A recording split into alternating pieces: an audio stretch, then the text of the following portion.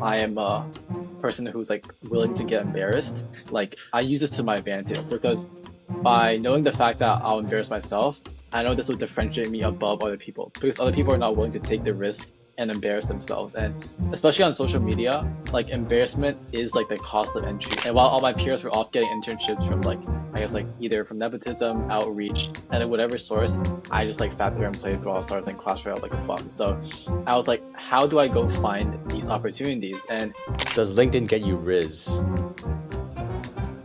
oh, well, of course not. Like, dude, if it did, I'd probably be spending 2,000 hours on this platform. What's up, guys? Welcome back to another episode of the Gen Z Fast Lane. Today we have Wilman Chan here, a LinkedIn online creator, number one in Taiwan, actually. 22,000 followers. He built his personal brand in literally like less than 11 months. So, Wilman, why don't you take it away and tell us a bit about yourself? Oh yeah, thank you, Bosco, for the intro.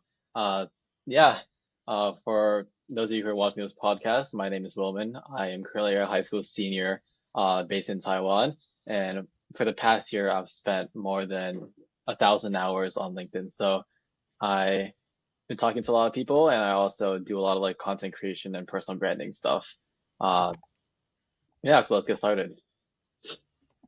Yes, sir. So, just to put things into context, if we just trace back all the way to the beginning, like before all of this LinkedIn crazy blow up, I remember for me personally, I started posting on LinkedIn because I was trying to run a marketing agency and I wanted to build credibility with this platform. So my first question is, what really motivated you to get started with this LinkedIn grind? I would say there is like a combination of three things that brought me onto LinkedIn. So the first thing would be like the fact that I had a fear of being alone. Like that sounds very like weird, but as someone who's going to the States for college, I knew like absolutely no one in the States. So I was like, hey, if I want to actually be established, if I actually want to like sustain myself in the States, like without like my family and friends in Asia, I'll have to build my own network. So that was a realization that I had to like do it myself. And the second one was a part of like me doing Instagram content creation. I posted some series stuff. I posted about oh like road to making 5K a month as a high schooler. I think everyone does has a phase of like doing that. And as well as like I saw LinkedIn as a perfect opportunity to combine like a sort of Instagram personal branding as well as like pre-professional like opportunities. So like personal and pre-professional, like LinkedIn was a platform that combined those two the best, and that's why I kind of chose to pursue content creation within LinkedIn. I think it was a relatively unconventional route to take at the time, but I think it's been throughout this year, it's been proven that it actually does work and it has some crazy, crazy long-term potential that we'll get into like further down in the video. But I guess to like wrap things all up for why I started, it'll just be like to make sure I'd survive in the States. Hmm. Yeah, super interesting because we can see right now, like if we just jump straight into the current status of LinkedIn, since you're basically like the LinkedIn master, so many people are trying to get into this personal branding space, right? We see like even my entire feed is just filled with new people posting about their lives and posting about this, posting about that. So, what is even personal branding to begin with, and why do you need personal branding? And is people just blindly posting about their lives? Like, is that really such a high barrier? Like, what's the entire point of this? Uh, yeah, so with uh AI advancing, like the technical moat is like decreasing at like a rapid pace. People are able to pump out ideas like super, super fast, and they're like you don't need to have some crazy degree or education in order to build like a viable product that helps people. So when there are so many products on the market, the key thing is like, oh, how do you differentiate yourself when everyone is the same? So that was where I got the fact that distribution is like the next like advantage that we can truly have. And for me, I've always like throughout high school, like early days of high school, I had like no opportunities. So like no internships, no nothing. And while all my peers were off getting internships from like I guess like either from nepotism, outreach, and then whatever source, I just like sat there and played Brawl Stars and Clash Royale like a bum. So I was like, how do I go find these opportunities? And as someone who's like pretty lazy sometimes, I thought about it the other way. I'm like, how do I make internship opportunities come to me instead? Right? Mm. Like if people spend so much time building towards like just doing outreach, then I want to find a way in order for the opportunities to come to me instead. So that was when I realized that all these creators were getting so many brand deal sponsorships, and it seemed that everyone who had a strong uh social like had strong visibility online would be getting these opportunities. So that was when I started doing Instagram and LinkedIn content creation. I eventually just like cut down into LinkedIn because I saw more like longevity and it was also easy for me to do. But in essence, I realized that with there being so many people out here, I really need to stand out and build an online brand in order for like opportunities to come find me in the future. Cool. Yeah, and I heard that there have been definitely like multiple different companies who reach out to you and talked about how they have like different job offerings. And I was just wondering if we just spill the beans here, as you want to get deep in this podcast. Like we don't want to hide any or gatekeep any information. What are some of your content strategies? Like you would say like specific, like niche content strategies that you would personally use or you just like using yourself? Mm, I think nobody has the exact same content strategy. Like in the name itself, personal branding is personal. Like the reason why people stand out is because everyone has their own set of own experiences, and no one can replace that. Uh, and that's what makes personal branding like super unique. In terms of like content strategy, it's really all about how you play to your strengths and use the cards that you have. Like some things you just can't change. For example, I'm based in Taiwan, and I don't have like media access like startup environment in SF or New York. So I really have to play to the fact that I'm still young, like relatively young, I would say, and I have like strong willingness to learn, and I have also a strong sense of what like Gen Z media is like and what Gen Z people would want. And this is something that some older people on the platform like may not have because they just haven't consumed as much Gen Z media as I have. So my content strategy revolves around the fact that I am a person who's like willing to get embarrassed. Like I use this to my advantage because by knowing the fact that I'll embarrass myself, I know this will differentiate me above other people because other people are not willing to take the risk and embarrass themselves. And especially on social media, like embarrassment is like the cost of entry. Like with internet and everything these days, everything is like free.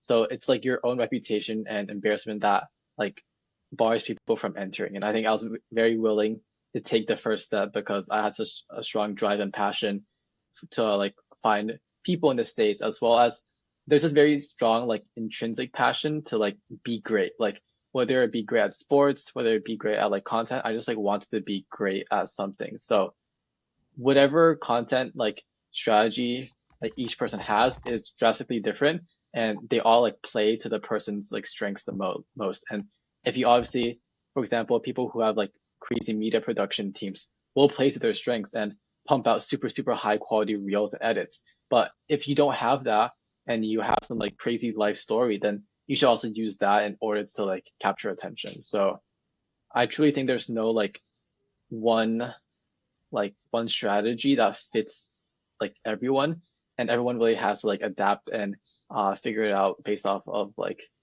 their strengths. Yeah, I really like your point on how you talked about like it's finding about your uniqueness, right? Like you're Taiwan and you're pretty young founder. Like not really a lot of people are doing that, or barely like anyone you probably know from Taiwan in high school, in your school, are doing the same thing. So just finding something unique. And I also came to realize that from outreaching to so many adults, they're more than happy to actually talk with young people. Like if you hit them up and they're like, like way older than you and they see that you're trying to put effort into something, they're most likely going to respond to you if they have time, or you just have to continue shooting your shot until you make it.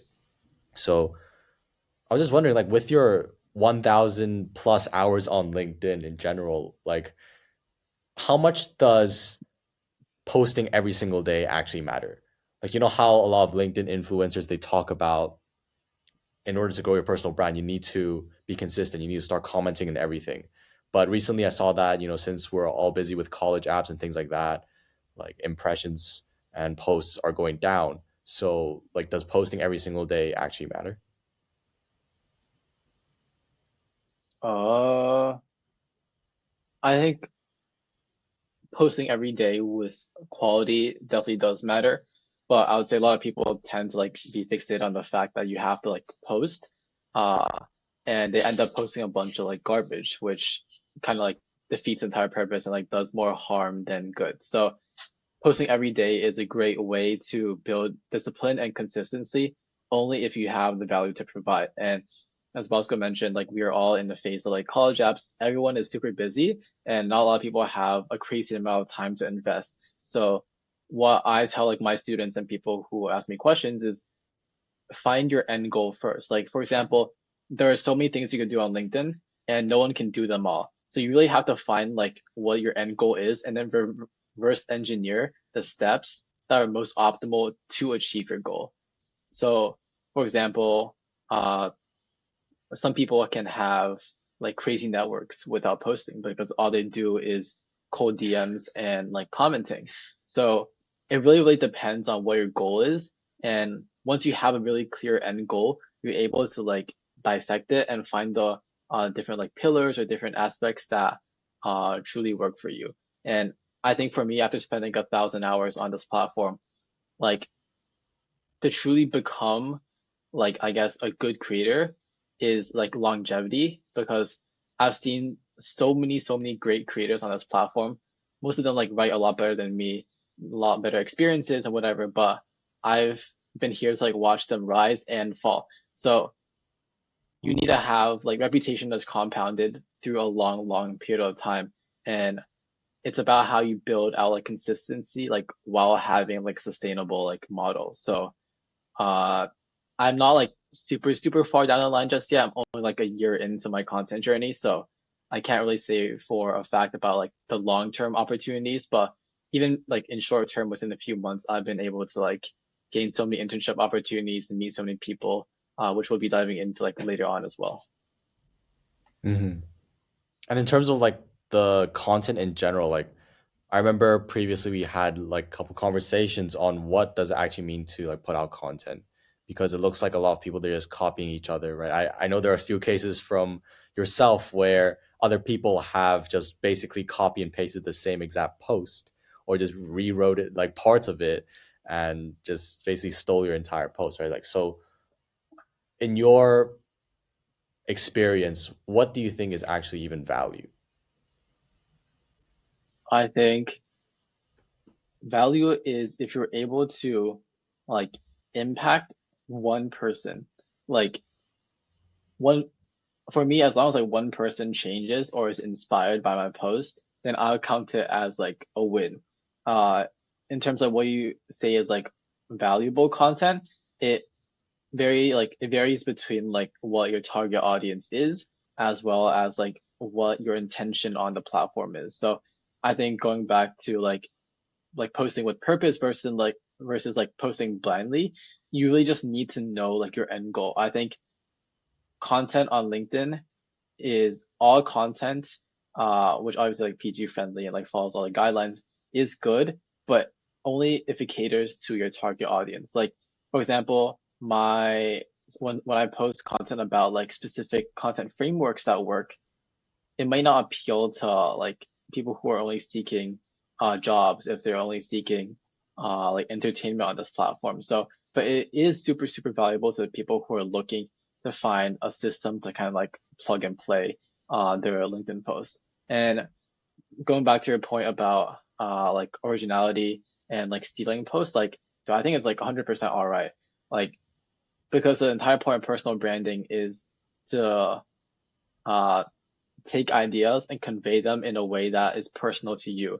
Like I'm a firm believer that there is no original idea or like original like post framework on this platform. Like everything has been like repurposed, reused, and recycled.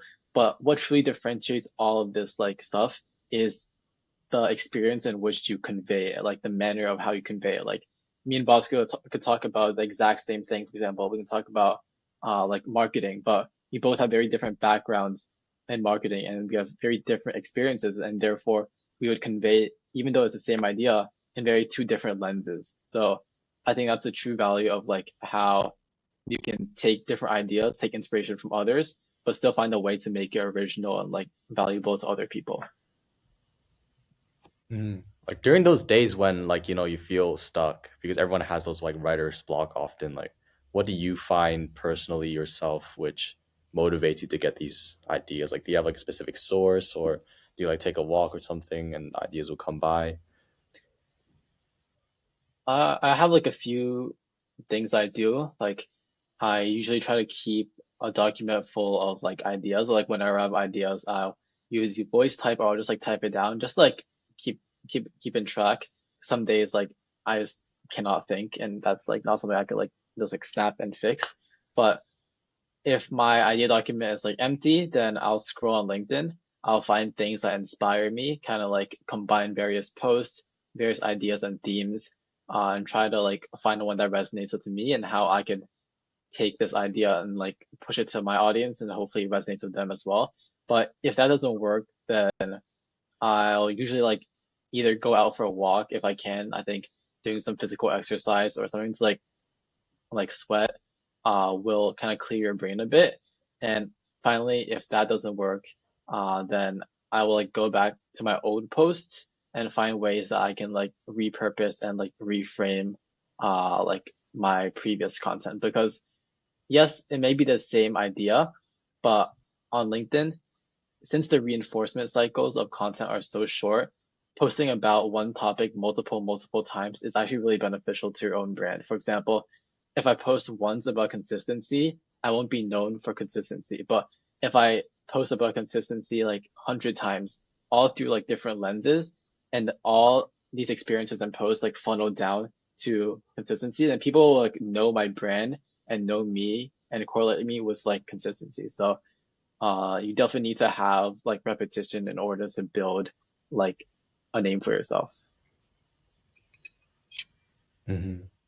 Yeah, it seems like the way to win these content games is just being consistent with putting out the same message over and over again, and just rewriting or revamping the message over time. So is there any tools that you use personally to like help you write, like specific AIs or something that you recommend? For me, I have two. One is I use like Typa. Obviously, I work at Typa, so obviously I use Typa to help me draft my LinkedIn posts. I think that's one. I guess like later on this podcast, we'll talk a little bit more about like how I got into Typa, uh, what the product is and what we're doing. But that's like Typa in very short. It's just an AI content tool that writes like you. And I'm using the B2B side. I'm using the B2C side. Sorry, we are mainly like B2B towards agencies. But yeah, we'll get into that later. Right now it's Typa as well as Whisper Flow. I use Whisper Flow to like jot down ideas, just to like voice talk, and then I'll just put onto my doc, right? I'm a very like I like to talk to myself a lot, and I figure it's easy for me to express my ideas via like voice memos and like vocal messages. So I use that instead of like typing, and oftentimes I'm able to get to my point faster. Yeah, cool. Do you also use some kind of like scheduling feature on like a No, separate?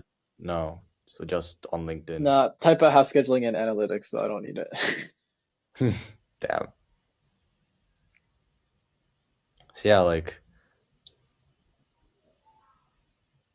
I'm still astonished with like how many people are getting into this whole like LinkedIn space and like Yeah, with young kids. I'm also Uh, pretty astonished, and I think that I don't know. I think I'm astonished, but I'm also like not astonished at the same time because I know that a lot of people are coming to the realization of like how important having a brand is online. Like, it doesn't even have to be LinkedIn, like it can be any social platform, but visibility is like so key these days. And that's also like one thing I've been pushing heavily on my page. Like, you just like gotta start, whether good or bad, whatever, you just have to get started because like there's no better time to start. And if you don't start now, then you're actually missing out on like a lot of stuff that can be life changing. So my page is a lot about uh like why you should get started. Like I push heavily the idea of the values of personal brand, pros, cons. There's actually like not many cons of a personal brand. It's like only pros. But as well as like stuff about my own life, and I hope to like mentor people, not just within LinkedIn and in real life as well. So that's kind of what my page has been about like recently. A lot of like giving back and mentorship. Yeah, cool. I heard that you've been having lots of these discovery calls with young people who are also super inspired by yourself. William. Yeah, yeah. So I've been getting my name's Wilman, but people would mistake it for William a decent amount, and that's like totally normal. But I don't know, it kind of pisses me off sometimes.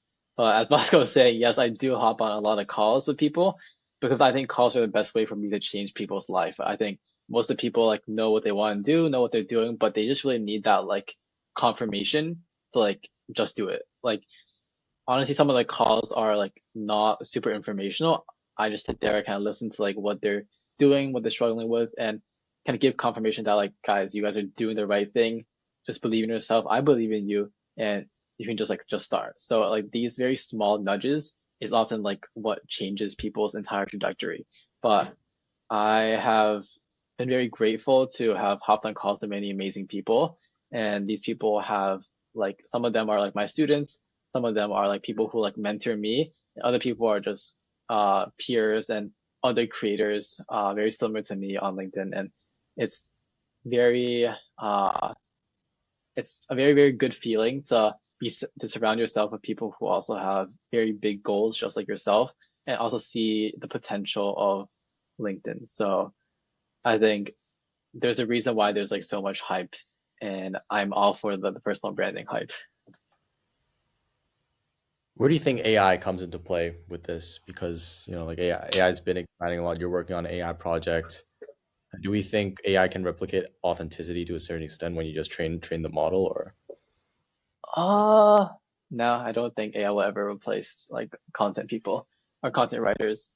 AI, in my opinion, is ways for us to, like cut down on unnecessary work and like streamline operations. Like for example, like my own workflow when it comes to like using AI or how I draft my LinkedIn posts, it usually starts with like an idea. I have this idea and I use Whisper and I open Typa and I'm like, hey, today I want to write the post with the intention of educating, uh, like inspiring, motivating, or like making people laugh, entertaining. So I always start off with the intention of the post. Then I talk about like my target audience, who it is, like specifically I want to talk to. Throughout time, like Typo will learn your like voice, learn your like ICP and like whatever. But this is for like everyone else's who's drafting their posts. You need to have a strong intention in mind, as well as always try to convey only one idea, because too many ideas it messes like the post up, and people find it too hard to take like one takeaway. So you always want to have like only one takeaway and find a way to attach your personal story to it. Like for example, everyone can say like, oh, never give up, but what makes never give up compelling is like the story in which you tell it, like things that you've experienced where you've kind of like never gave up and achieved great things.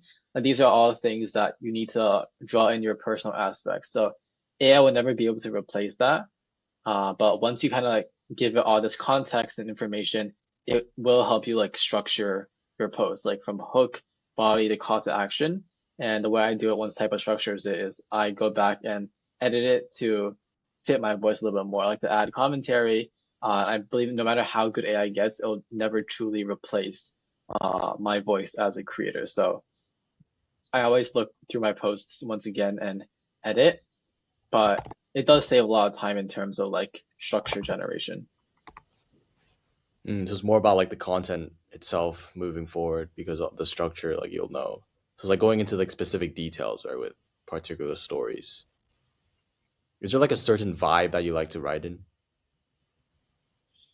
I like to write in lowercase a lot, and I think I've told a lot of people this is because lowercase, my audience is high school students and like early college students, Gen Z. So we're very used to like texting, and the fact that like lowercase kind of enhances that like authenticity because you feel like you're listening to like a text from your friend, reading a text from like someone who's not like of like authority. So I like to like stay more informal and casual in order to like uh hopefully be closer to my audience. So that's like a writing choice that I make to write. And I also like to use like oh like lol or like JK or like these very like what do you call them? Like abbreviations or like Gen Z slang, I would say, in order to make it feel more like friendly. So my grammar is like not good at all in my texts or in my posts.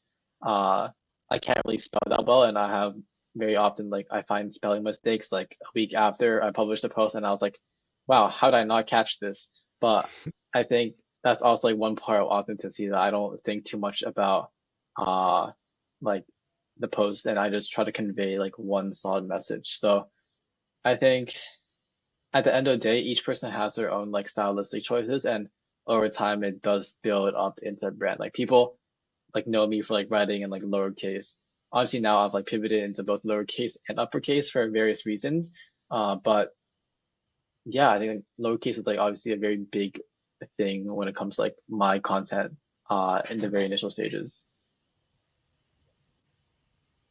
Yeah, super cool. Can you debunk this myth? Does LinkedIn get you rizz? Oh well, of course not. Like, dude, if it did, I'd probably be spending 2,000 hours on this platform.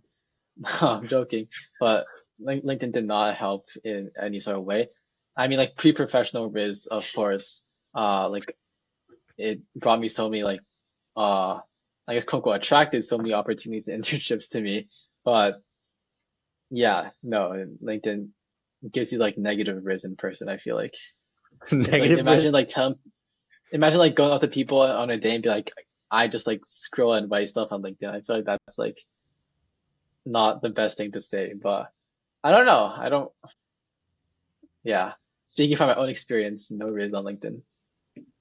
Mhm. I feel also at a certain point we also get like in the beginning we get assessed with the numbers. Right? I'm pretty sure like when you I don't know when you got like 5,000 followers, 10,000 followers, you're like, yes. But then like when was it Yeah. around to the point when you're like, yeah, it's just like, another 1,000 followers. It doesn't really matter anymore. Do you remember? Yeah. Dude, honestly, like great question. I think this is super important to all the creators out there who are starting and like will be starting soon, hopefully. If you listen to this podcast, if you haven't started, then I highly encourage you to start. And like you'll hear a long list of reasons why, but or hopefully you've already gotten to the importance of it from what I've said before. But I think at the very start of LinkedIn, I chased numbers a lot. Like I think numbers feel like a very strong metric of success to me back then. And I think hitting certain numbers allowed me to be like, yes, I've achieved this like milestone. And I feel like I've like quote unquote like made it somehow. But after posting for a while and like after hitting like 10K and hitting post about like 100K, 500K, like impressions, followers, engagement, whatever going up, I think it gets a certain point where I don't feel anything. And I think that point was 10K. Like I feel like 10K is a number, especially within the young entrepreneurial Gen Z space, is very special. Like 10K followers on Instagram is like your barrier entry. Like oh like as like to be established as a creator, like 10K a month is something that a lot of people dream of like achieving as well. Like whatever it means. So to me, after hitting 10K, I realized that like when I hit 11K, I didn't feel any happier. Like there is no sense of fulfillment, and I kind of burnt out there. So when I like continued pushing forward, it was crazy hard. So I had to take a step backwards and actually find like the reason why I was posting on LinkedIn. So before anybody posts on LinkedIn, I think the best way to have longevity is to find the intrinsic reason to post. Intrinsic as in if money didn't matter, if views didn't matter, like would you still be doing this? And if I was at 0 followers, I'd be still doing the exact same thing I'm doing today. So my intrinsic reason of posting on LinkedIn nowadays is to educate and mentor, to inspire people to start content, to tell them that it's not that hard, like that there is like essentially guaranteed success if you put enough time and effort into it. I think this applies to everything. But to show people that social media is not like super hard to achieve success in. I think it's easier than people think, but my intrinsic reason, I feel so much happiness when I mentor students, when I see them succeed, get opportunities, uh, and just be a lot more confident in themselves and posting. Like that is something that like no amount of followers can like buy. If I was like at 10 mil, I'm sure I wouldn't feel the same amount of happiness I see from like actually having a tangible impact. So for everyone listening, before you start, find a reason internally to post, or else you will not be consistent. You will not have longevity, and ultimately, you will not be a good creator as well. Yeah. Really well said, Wilman. And I was just wondering, like, especially, like we always talk about like the Asian parents and how they put lots of stress to, us children on, school and everything. It's probably been oversaid a lot. But, since we're both from Hong Kong, you're also from Hong Kong, right? If I remember right. Yeah, Or Taiwan. Yeah, you're from Hong I'm Kong from and you Hong live in Kong. Taiwan. And since we're both from, yeah, how did your childhood look like? Uh, very, very grateful that my childhood was, I didn't have any crazy trauma. I'm very super grateful to be raised in like a peaceful household with two very loving parents, who love each other as well as they love me very much as well, and my a younger brother. And I think they were very good parents, and I'm very grateful that they raised me as a person I am today into someone who has integrity and a strong set of moral values, someone who like values their friends. So I think a lot of these things do transfer to the stuff that I'm doing right now. I think being a good human being does so much more than you think. Like just on LinkedIn and in general, like the amount of people who have no manners, they are super like rude is like super, super common. And I think just by being a good person, you'll naturally attract people who are also very similar to you. And it will just like help you a lot in life. So in terms of like Asian household, I'm like super, super grateful and happy like that I was raised the way that I was. And I wouldn't like ask for it any other way. And I think you also might want to touch on the fact that like, yes, Asian households are like notoriously known to like put great academic stress. Like, what do my parents think of like this LinkedIn stuff? Well, I would say like I let the results speak for themselves. At the very start, I was also super scared because didn't have any results to prove that this was like actually a thing. But I think my parents are like, I didn't have to pay for anything for my SF trip. I got like flown out, everything covered. They were like, okay, so I guess like this thing like does work to a certain degree. And if they see that I'm super happy and healthy doing this thing, they'll let me continue doing it in peace. And I think I'm very grateful to have them support my journey as well. My dad does read my LinkedIn posts, so it's we don't talk about it in the household. It's like not a thing, but I know that he reads and likes all of them. Cool thing. Now, how was your SF trip? I remember you said it was pretty boring, like it's December, but how was it? How was your first experience there in the US and SF? Uh, to give you guys a little bit of like context, me and Bosco are like we met a while ago, like a year ago, and then since then we've been on and off like chatting. I visited Hong Kong and I met him. So like this SF thing was where I went to SF. I got flown out by a company called Typa, and Typa is the tool that I use, and we're the company that develops like LinkedIn content creation tools. And they flew me out this winter for 3 weeks to help them with growth. So my housing was covered. I lived in on the couch for 3 weeks. It was a wonderful experience. It wasn't actually that bad. I slept pretty well, except my other intern who was there like snored really loudly. Daniel, if you're watching this, just know that I'm so glad to be home and not listening to your snoring anymore. But yeah, I got flown out to SF to do growth work, and all of this was because I had a very solid track record on LinkedIn, right? As someone who's applying to roles in growth, marketing, uh, the most concrete proof you can have is that you've scaled your own personal brand, right? It's like just complete evidence that you can scale something else. Like when people claim that, oh, like they're good at marketing, like you really just need proof. And for me, like my personal brand allowed me so that the founder had already seen my content before I even met him, and he's like, "Damn, I know this guy's like credible." So when I actually got introed by like a friend, he was like, "Yeah, you're credible. No interview, no resume needed. Let's just like talk, and like we'll fly you out." So like content creates so much trust, and it kind of like pre-sells yourself in a way, so you don't have to like hard pitch yourself. So but that's kind of like a little bit of context on how I got to Typo, how I got to SF. But in SF, yeah, it was low-key kind of boring. Everyone in SF is kind of on vacation, uh, or like they're back in their home countries, they're back home wherever, and there was not a lot of events. Uh, Not a lot of like people that were there. A lot of people that I wanted to meet were out of country, like back home in Asia, I guess, which is super ironic because I literally flew out just like leave Asia. But it was, I worked in office basically every single day, did my college apps, and wrote a lot of content, did a lot of strategies. So working within a startup allows for a lot of autonomy. So I had the opportunity to like brainstorm and try a lot of different things. So it was like super, super cool. And I think when you have such a strong passion for content creation and this growth startup stuff, like working doesn't really feel like work. You feel like you're gaining a lot internally in terms of skills.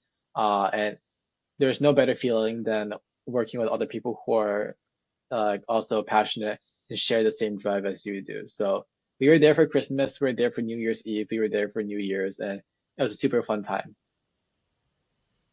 Yeah, super cool. I just want you to tell me more about like your experience working in Typa versus I also saw you did like an internship in KPGM, I think it's called. KPMG. KPMG. It's like obviously one is corporate, one is startup, but is the corporate really that bad and is the startup really like, that glazed like since you've worked in both of them? I think both have their own perks. For it really depends on the type of person you are, and I did intern at KPMG this summer via a school program. Otherwise, I would not have gotten the opportunity to work in corporate. So, and to be completely transparent, like I didn't really do a lot in corporate that I felt was like super like mentally intriguing. A lot of it was like PowerPointing, uh, creating like research documents, like transcribing, translating, whatever, for podcasts, for like blogs. And at the end of the day, it was also because I am a high schooler, so obviously within such a big company, I obviously would not have such a big role. And it was not just me, like the other college intern, he just graduated college. He was basically doing the same thing I was doing as well. So when I looked at him, I didn't really see myself doing this my entire life, and I felt like it would not be fun for me to continue. Like imagine if you're doing the same thing in high school and after like a 4-year bachelor's degree, like wouldn't that just mean your degree is like absolutely useless? Like I don't think degrees are useless, but I'm just saying in corporate you are very discardable. But in startups, you have a lot of like free will to try different things. Uh, and everything's very uncertain. Corporate is very structured, and it's for people who like structure, routine, just like solving problems as like per logic and standard. And for startups, it's much more like I get the opportunity to try things out. Like 50% or more, I would fail, but I get to learn so much more from these failures, and experience so much more like intrinsic joy. So I think that's why I like chose to work at a startup after. It's mainly just because startups align with a lot with what I want to do and the type of person I am as well. Yeah, definitely. Speaking more about like your experience in Typa, obviously like on LinkedIn and on these social platforms, there are lots of like these stereotypes of like what startup life is supposed to look like. Are there anything in particular which is kind of like a myth or like something that is really like is really popular, but then it's actually not true and you realize that, it's just completely the opposite? Yeah. interning for a YC company is not as hard as you think. I think a lot of high school students like glorify YC. Like YC is very great. Don't get me wrong. It's one of the best accelerators in the world, if not the best. And all the founders there are super driven, super cracked, and push at an incredibly fast pace. But just because of that, I think a lot of people put themselves a lot lower than YC, if that makes sense, and they don't see themselves on equal footing, even though they have equal skills. So I would say for people who want to get a YC internship or work with people at YC, like don't let the brand name deter you too much. If you feel like you have the skill, then just reach out, right? I think as long as you're able to provide enough value, uh, then you're actually good to go. So that's like one myth I think a lot of people need to hear, that it's actually not that hard to land an internship at a YC company. So because a lot of high schoolers have asked me like, oh, YC is like so prestigious, like how'd you do it? And I was like, I didn't have a crazy, crazy stacked resume. Like the only thing on my resume was like basically LinkedIn, and LinkedIn high key just like carried my way into working with these people. And like once you work with one person, you auto get the network to work with like many, many other people. Yeah, that's interesting. Haven't actually thought of that before. Yeah. Barriers to entry is not that high. Especially this day and age, yeah. But it's just about Yeah. finding the right thing for you, I'm pretty sure. Like there's so many Yeah. opportunities out there, but then which one are you gonna go for? It's just Yeah. And I think that's a great point. Like, because I'm a LinkedIn content creator, and Typa is also a tool to empower LinkedIn content creators. So I was like the perfect fit as someone who can speak on behalf of the consumer and also do the marketing stuff. So you also have to find a good fit for you. If I apply to like some software company, I'll just get rejected straight out because I have no software experience. So it really comes down to finding your perfect fit for your skill set. Mhm. What was the beginning vision when you got started in general? Is to just get connections, right? But then slowly afterwards, that led to like multiple different places that you couldn't imagine. Like you wouldn't imagine yourself being like co-founder of Typa. Uh, I think when it comes to like content specifically, there's no like solid roadmap that you could ever have. Like when I started, it was one step at a time, find one person and find another person the next day. Like it's very much like boring stuff. But as I grew, like I just had a vision for my next step. I think no one really knows where they're going. Like right now, I don't know where I want to be like a year, 2 years down the line. I have like very general goals, but I think right now I'm still planning stuff for the next week. So honestly, it's like one step at a time. And the best thing you can do is like be comfortable with like change.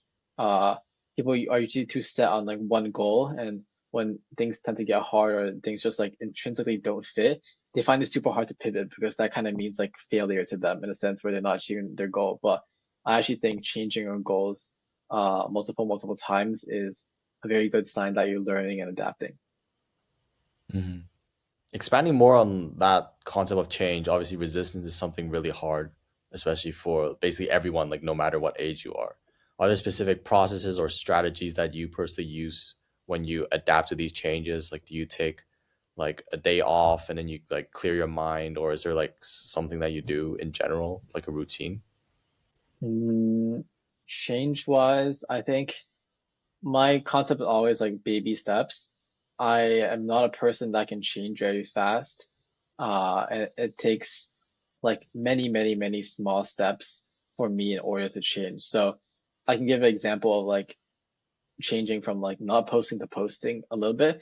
There were very small steps that I followed. So I knew that I'd be too scared to like just straight off the bat post 7 days a week and do commenting like from zero to like 100. That's like for me that's not possible. So I was like I understood the fact that confidence is backed by data, and the more repetitions you do something, the more confident you get because you have data that it works, and like you know yourself, so it reinforces your behavior. So I started off super small, started off by messaging one person on LinkedIn each day, and then once I got kind of comfortable with that, comfortable being rejected, I moved on to maybe commenting on people's posts once or twice a day. And after doing that, I would try like maybe 10 comments a day. And then maybe in a week or two, I'll do it as like one post a week. And then slowly ramp up to two posts, three posts. And when I feel like it's a little bit too hard, I just like held back a little bit and kind of just did it for a little bit longer before I got more comfortable and then started increasing it. Because I think when you jump too suddenly, like that huge change will often like mess you up. And then you'll be like, oh, I can't do this. And then you'll just instantly quit because you feel like it's like too much for you. So slowly ramping up the intensity of content is a very important skill to have.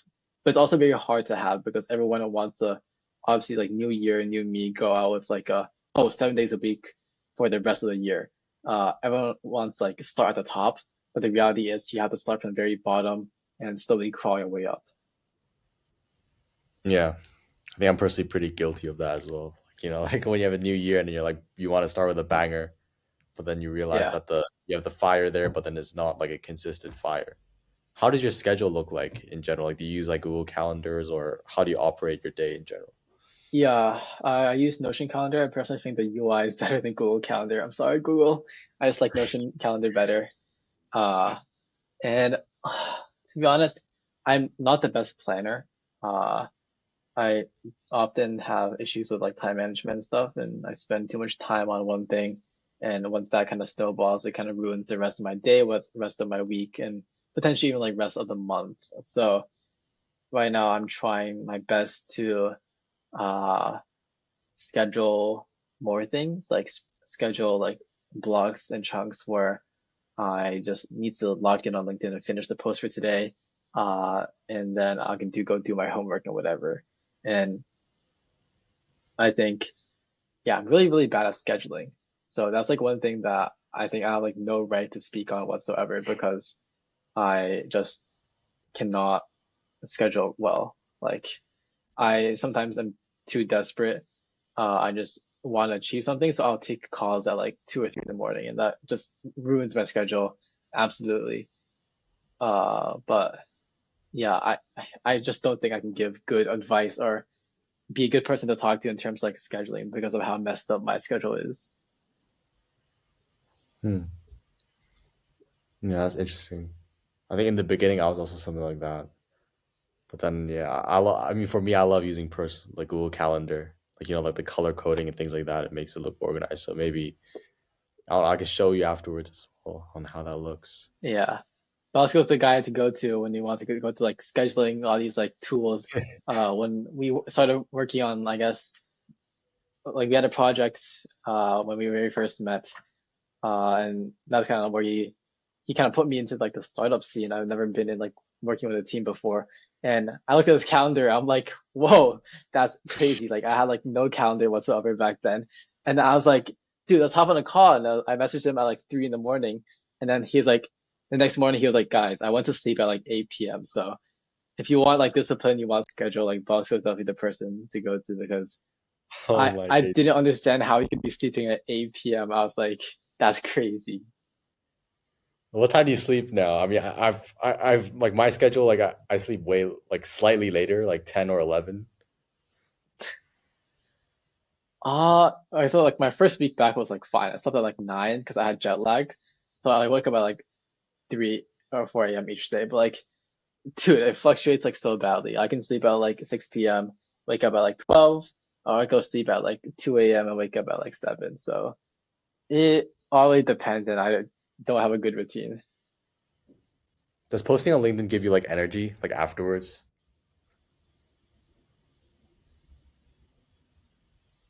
What would you say? Could you repeat that? Yeah. Does posting on LinkedIn give you energy? Like, have you ever felt like, yes, I made a post? Like after you finish making the post.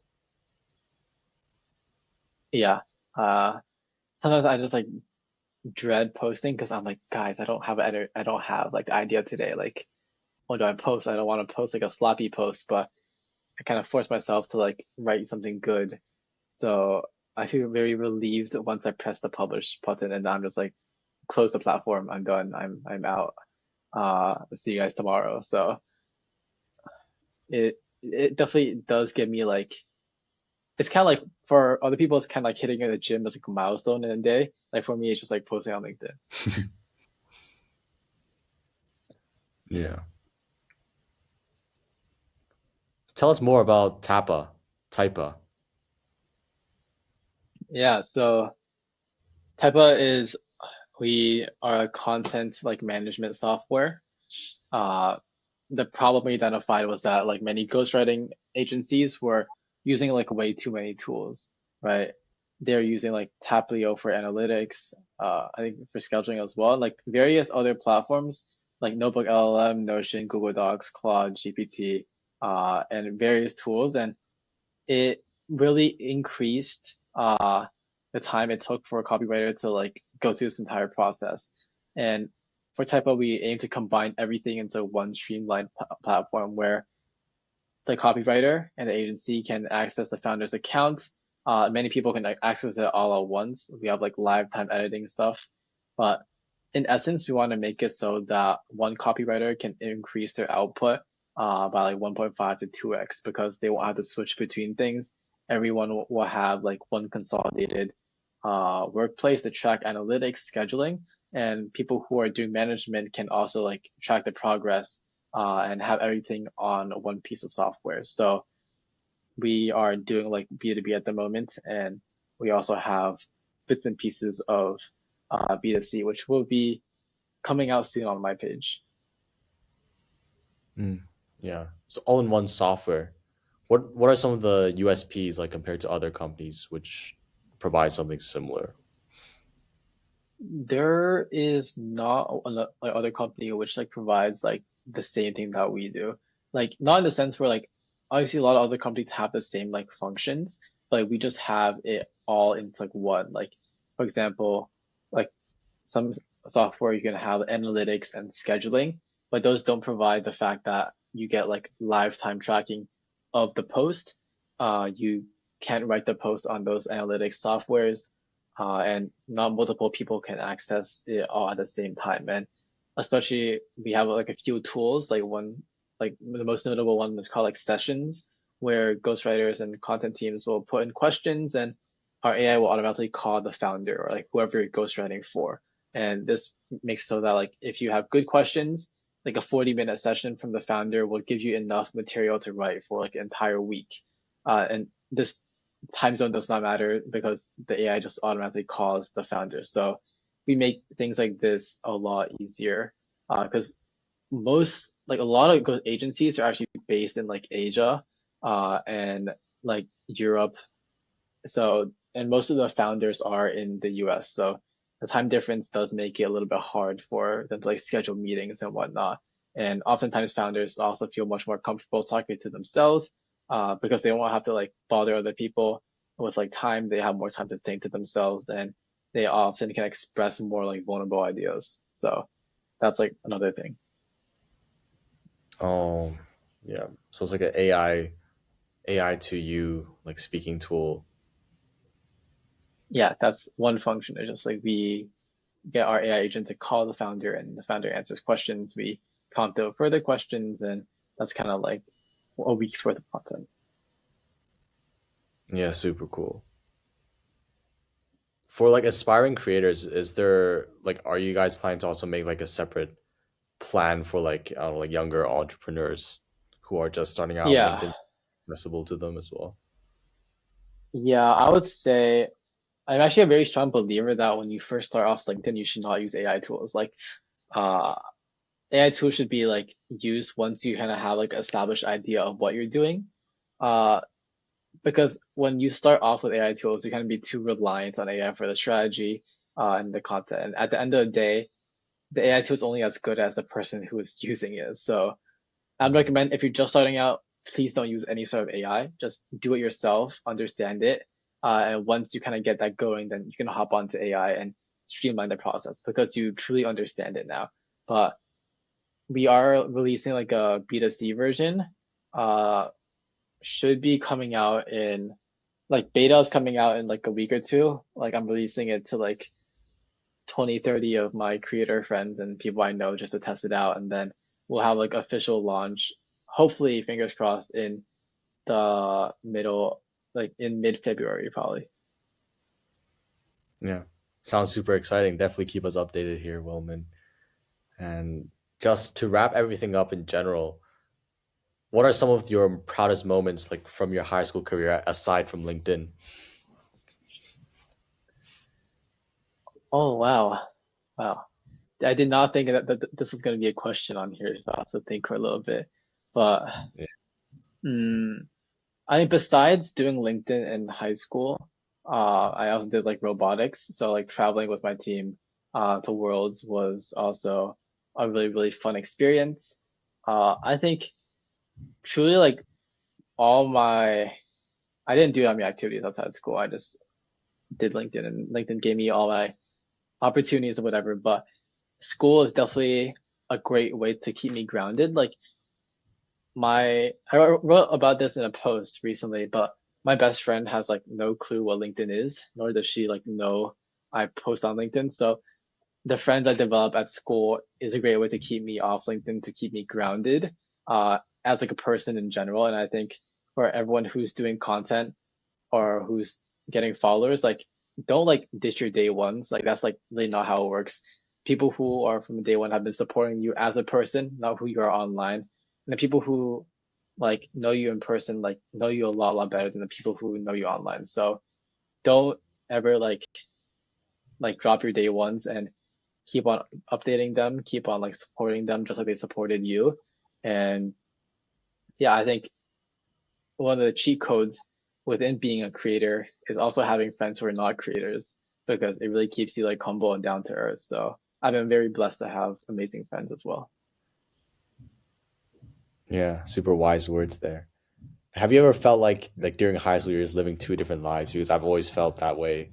Like ever since like at least like the beginning, like well, freshman year, like starting out YouTube projects and things like that is like it's just like you're living in two different worlds. Like in the morning you're going to school and then in the afternoon you're working on something completely different. Uh, I guess kinda. It's not like I'm living two separate lives, but it's just like people at school have a hard time understanding what I do, and like that's completely fine because I also have a hard time understanding why I do it sometimes as well. So I just don't really think about it much. I try to enjoy whatever school offers, and once school is over, then I just pivot into like my quote unquote like LinkedIn mode, I guess. But at school, I'm just your very normal person, and on LinkedIn, I'm just also your very normal person who has so happened to uh shown up and been himself every single day. Not every single day. Like I've posted around like 250 days out of 360. So I was like two-thirds, but it has still gotten me very, very far just by being your average person. Damn, you also counted the days, which is really cool. Now, Type has like a GitHub What are thing. It's some like future?